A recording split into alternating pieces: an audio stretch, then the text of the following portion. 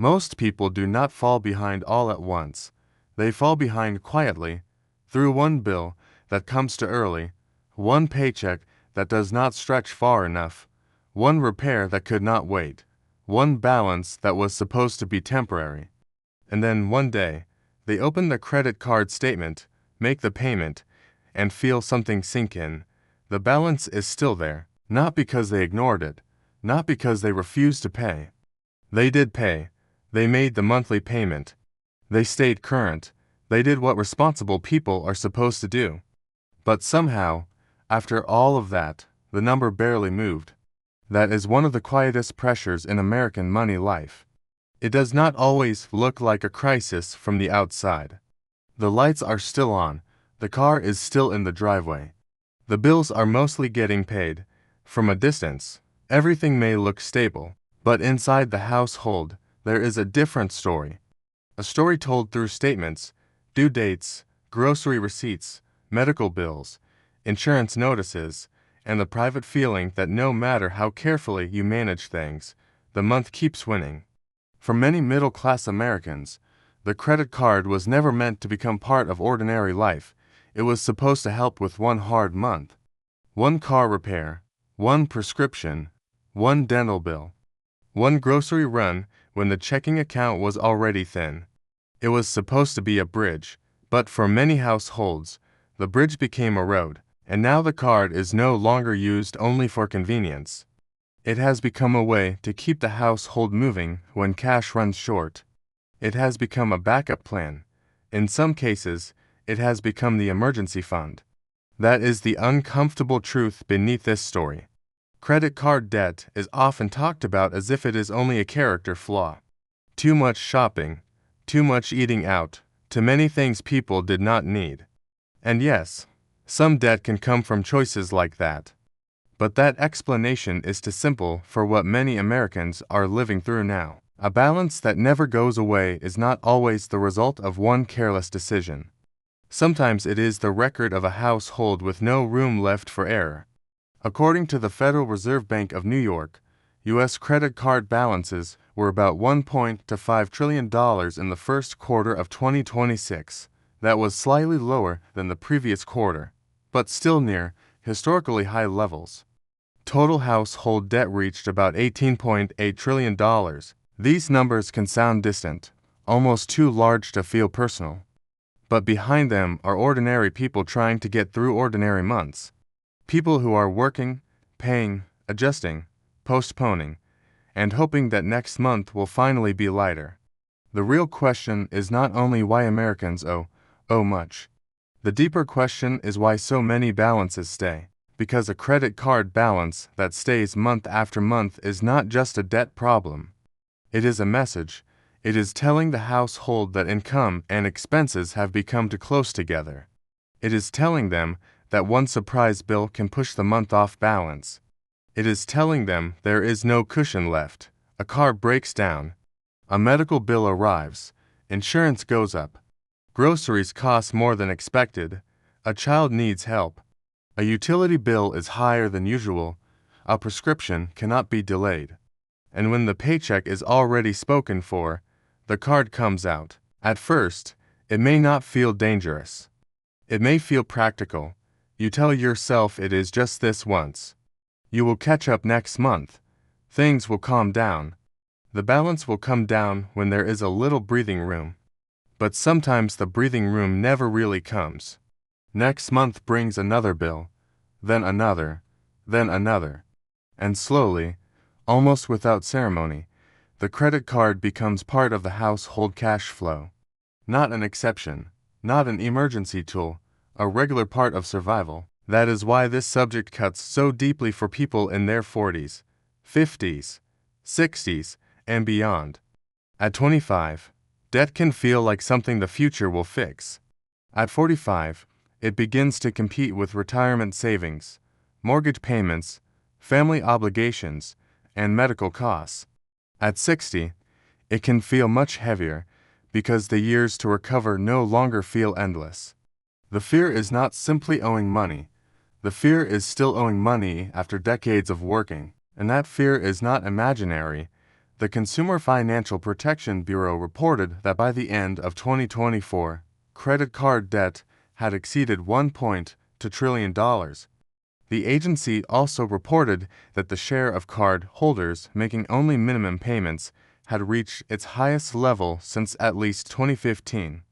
In its credit card market report, the CFPB found that about 15% of general-purpose card accounts and about 20% of private label card accounts were making only minimum payments monthly. That detail matters because the minimum payment can create one of the most misleading feelings in household finance. It can make a person feel current, even when they are not really moving forward. It can make the account look controlled, even when the balance is barely changing. It can make a household feel like it is handling the problem, when in reality it may only be keeping the problem alive. This is where many people begin to lose control without noticing. They are not doing nothing, they are paying, they are trying.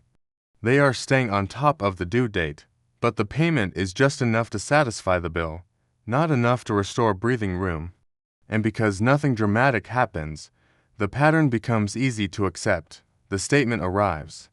The payment is made, the balance remains. The household moves on. Over time, people stop thinking about the full amount and start thinking only about the monthly payment. They stop asking, "When will this be gone?"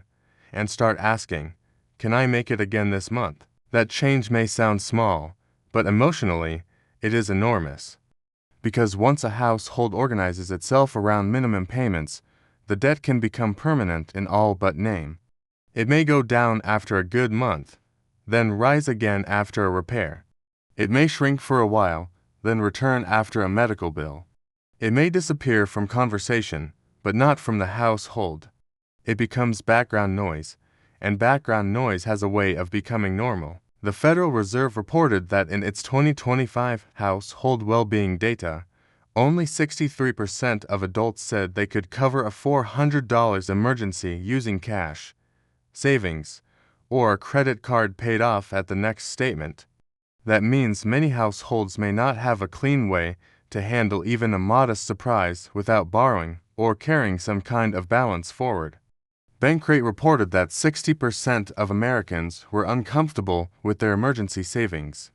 It also reported that 29% had more credit card debt than emergency savings.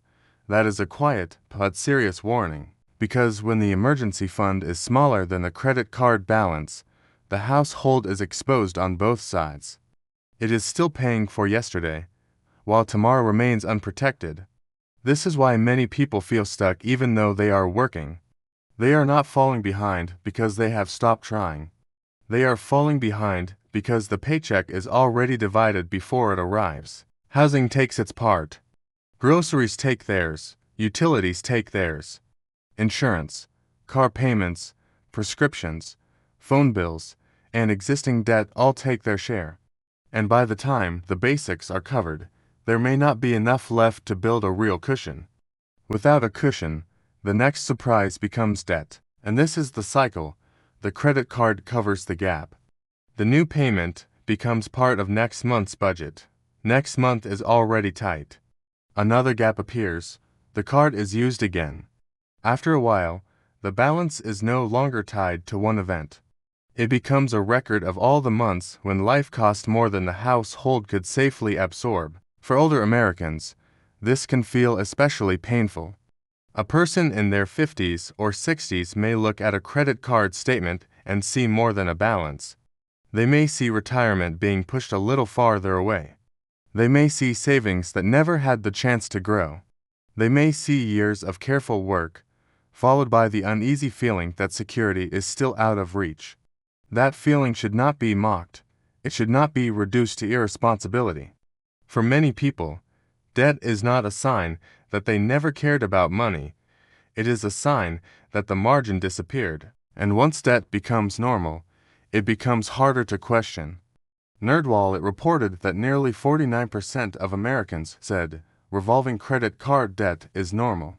It also estimated that households with revolving credit card debt owed an average of $11,149 in December 2025.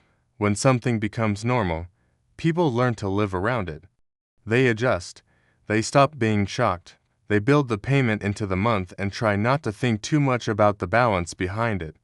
But living with debt is not the same as escaping it, and the difference matters. A household can look comfortable while feeling trapped. A person can appear responsible while quietly running out of options. The trap is not always poverty. Sometimes, the trap is appearing stable while the pressure underneath keeps growing. That is what makes this kind of debt so difficult to talk about. It is not always visible. It does not always come with a dramatic event. It lives in private moments, the moment you see the statement balance, the moment you decide which bill can wait, the moment you use the card for groceries and tell yourself it is only temporary, the moment someone mentions retirement, and you remember there is still debt waiting in the background. Debt does not only take money, it takes attention. It sits quietly in the mind. It follows people into the grocery store, the doctor's office, the repair shop, the mailbox, the end of the month. It turns ordinary expenses into small moments of stress. And the older a person gets, the heavier that stress can feel, because time itself begins to feel more valuable. This is why the phrase credit card debt sounds too small for what it can become. For many households, it is not just a line on a statement. It is the cost of trying to keep life looking normal, and much of what creates the balance is not glamorous. It is not always vacations or luxuries. It can be medical bills, car repairs, groceries, utilities, insurance, housing costs, and family responsibilities. These are not always things people can simply remove from life. You can postpone a vacation. You can avoid a luxury purchase. But rent, prescriptions, insurance, and transportation are different.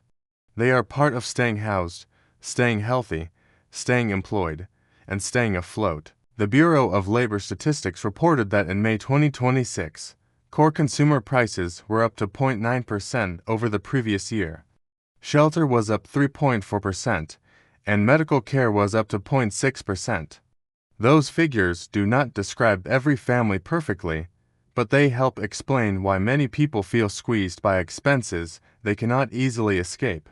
And that is where the credit card becomes both useful and dangerous.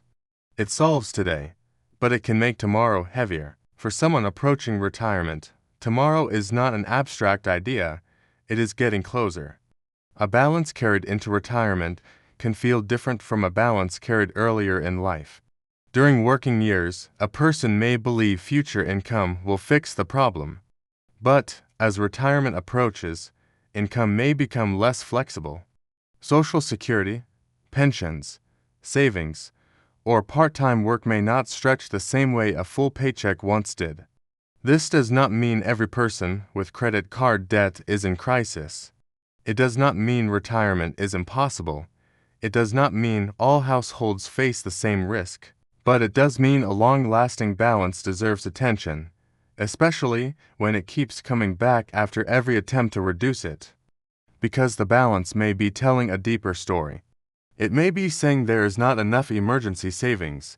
It may be saying fixed costs are too high. It may be saying medical or insurance costs are pressuring the household.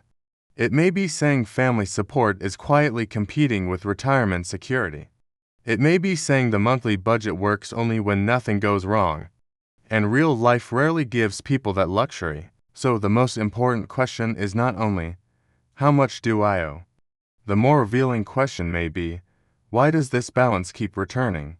For some households, it began with one expense that never fully went away.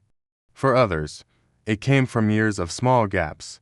A little more on groceries, a little more on insurance, a little more for medicine, a little help for family, a little short at the end of the month. None of it felt dramatic at the time. That is how many traps work. They do not feel like traps at first. They feel like coping, and that is why shame is so unhelpful. Shame makes people look away. Shame makes people hide the statement, avoid the conversation, and pretend the balance is just part of life. But clarity does the opposite.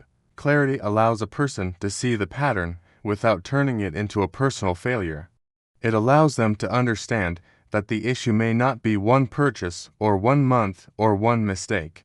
It may be a household budget that has been carrying too much pressure for too long. The facts point to a serious pattern. Credit card balances remain large. Emergency savings are fragile for many households. Minimum payment behavior is elevated. Many Americans now view revolving debt as normal. Taken together, these facts tell a story that is bigger than personal discipline. They reveal how ordinary costs, limited savings, and available credit can combine into a burden that follows people for years. The credit card balance that never goes away is not always the original problem. Often, it is the symptom. It is the signal that the household no longer has enough margin, and margin is not a luxury. Margin is what allows a family to absorb a hard month without turning it into a long-term debt. Margin is what gives people room to think, to recover, to breathe. When that margin disappears, even responsible people can feel trapped. A balance is not just a number, it is a message from the household budget. It tells you where the pressure has been building. It tells you what the paycheck could not cover. It tells you how much of the past is still being carried into the present. For many Americans, the point is not to feel guilty. The point is to notice the pattern before it becomes permanent. Because when the credit card becomes the emergency fund, the household is always one bill away from going backward. When the minimum payment becomes normal, the debt can hide in plain sight. And when debt follows someone into their later years, retirement can begin to feel less like relief and more like another season of bills. The quiet danger is not that one statement arrives. The quiet danger is getting used to it, getting used to the balance, getting used to the payment, getting used to the feeling that this is simply how life works now. But the moment a person sees the pattern clearly, something changes. Not because the pressure disappears, not because there is an easy solution waiting around the corner, but because awareness restores attention, and attention matters. Money problems are not only about numbers.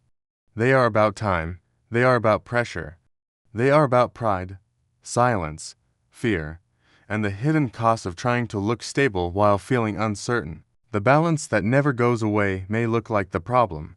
But for many households, it is really trying to say something deeper. It is saying the margin has disappeared, and once you understand that, the story becomes clearer. Not easier, not instantly solved, but clearer. And sometimes, clarity is the first thing people need before they can breathe again.